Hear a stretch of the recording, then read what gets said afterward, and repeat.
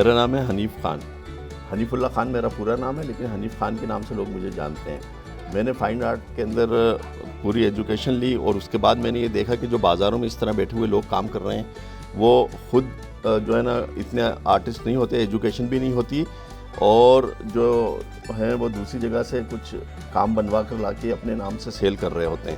تو اس کے لیے میں نے یہ کیا کہ میں خود آ کے یہاں پر کام شروع میں نے کیا. بیسیکلی میں پہلے لیکچرر تھا، فائن آرٹ مختلف یونیورسٹیز میں پڑھاتا تھا، اور اللہ تعالیٰ کے فضل و کرم سے 4 نیشنل ایوارڈ بھی اللہ نے دیے، اور 45 ایگزیبیشنز ہوئیں، 6 پاکستان سے باہر، اور 4 نیشنل ایوارڈ اللہ نے دلوائے. میں نے اصل میں کام یہ کیا کہ آرٹسٹ تو بہت سارے ہیں، 1000 آرٹسٹ ہیں، 1000 کام کرنے والے ہیں، ایک میں بھی ہو جاتا تو ایک بڑھ جاتا. تو میں نے اس کے لیے سوچا اور یہ کیا کہ پاکستان کا جو آرکیٹیکچر ہے اس کو، کیلیگرافی کو اور ماڈرن آرٹ کو، ان تینوں کو کمپوز کیا، ریلیف میں بھی کیا اور کینوس پر بھی کیا. کمپوز اس کو کرنے کے بعد میں نے اس کو جب ایگزیبیشن وغیرہ کی تو لوگوں نے اس کو ایکسیپٹ نہیں کیا. پھر میں نے 1912 میں جو ایک تحریک تھی کنسٹرکٹیو آرٹ کی، وہ پوری ان کو بتائی کہ آرٹ میں اس طرح ہوا، اس طرح ہوا. اس کے بعد لوگوں نے اس کو بڑا پسند کرنا شروع کیا، اور لوگوں میں یہ بہت مقبول ہوتی چلی گئی. پاکستان کے بہت سے بڑے آرٹسٹ جو ہیں انہوں نے بھی پھر آرکیٹیکچر پہ کام کرنا شروع کر دیا. میں کیونکہ 1982 سے کام کر رہا ہوں، اور جب کے آرٹیکلز وغیرہ یہ سب میرے پاس لکھے ہوئے ہیں، اور اس طرح بازار میں بیٹھ کے کام کرنے سے یہ فائدہ ہوتا ہے کہ پاکستان کے آرٹ کو پروموٹ اس لیے نہیں ہو پاتا کہ وہ خود دوسروں کی کاپی کر رہے ہوتے ہیں. اب کاپی کے اندر جو لوگ آ کے دیکھتے ہیں، جو سمجھدار ہیں، وہ دیکھ کر پہچان جاتے ہیں کہ یہ کاپی ورک ہے، تو اس لیے پاکستان کا آرٹ پروموٹ نہیں ہو پا رہا تھا. لیکن جب میں نے اس طرح کیا تو الحمدللہ دنیا کے بڑے بڑے چینلز آئے، انہوں نے یہیں پر لوگ ورثہ میں ڈاکومنٹریز بنائیں، اور میرے آرٹ کے اوپر کافی انہوں نے کام کیا. اس سے مجھے بڑی دلی خوشی ہوئی.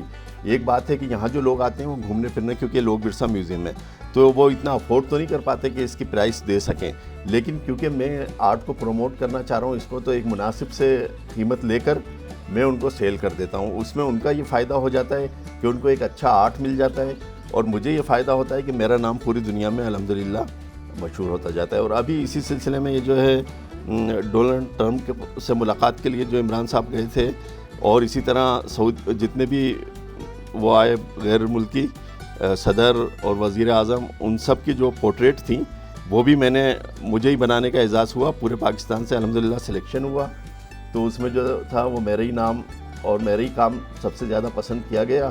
تو اس میں جو مہاتیر محمد ہیں ان کی بنائی، اور سعودیہ کے پرنس جو پاکستان میں آئے تھے ان کی بنائی، اور ڈونلڈ ٹرمپ صاحب کی بنائی.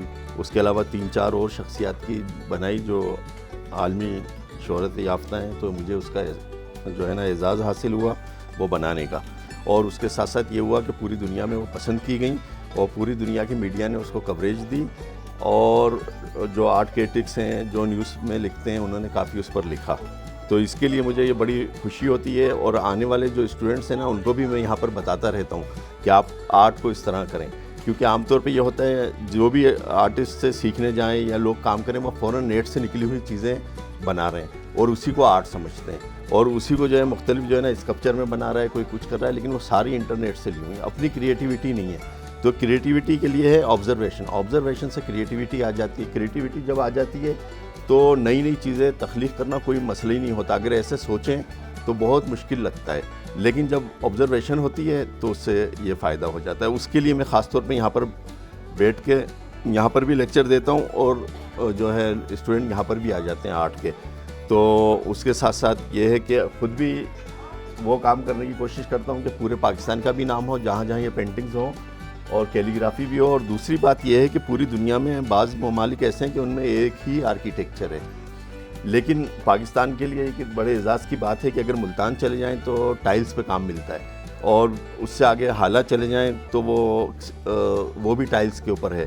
لیکن دونوں میں فرق یہ ہے کہ یہ والا بلو پوٹری میں آ جاتا ہے اور وہاں دوسرے کلرز اسی کے ہوتے ہیں. جب ادھر آ جائیں ملتان سے لاہور کی طرف تو یہاں پر ووڈ کے اوپر اور اس کے اوپر، اور اسی طرح اگر سندھ میں چلے جائیں تو بڑے بڑے اسٹونز کے اوپر کام، مکلی میں خاص طور پہ اسٹونز کے اوپر کام ملتا ہے، اور وہ الگ ایک آرکیٹیکچر ہے. اسی طرح ملتان کا الگ ہے، لاہور کا الگ ہے. پھر سوات سے لے کے آگے تک جو جائیں تو وہاں پر بھی جو کارونگ اور جو کام کیا ہوا ہے وہ بھی ایک الگ آرکیٹیکچر ہے. تو ان سارے آرکیٹیکچر اتنے بہت سارے اللہ نے ہمیں دیے ہوئے ہیں تو مجھے جو ہے نا اس کا آئیڈیا ہوا کہ میں جو ہے نا ان آرکیٹیکچر کو اپنی پینٹنگ کا حصہ بناؤں، اور جو اسٹوڈنٹس آنے والے ہیں ان کے لیے میں خاص طور پہ یہ کہوں گا کہ وہ زیادہ سے زیادہ آبزرویشن کریں، اور بجائے اس کے کہ وہ فوراً جیسے ہی ان کو کوئی اسائنمنٹ ملتی ہے وہ فوراً نیٹ سے ایک چیز موٹیو یا کوئی چیز نکالتے ہیں اور اس کو بناتے ہیں، تو اس سے اچھا یہ ہوگا کہ وہ کریٹیوٹی کریں۔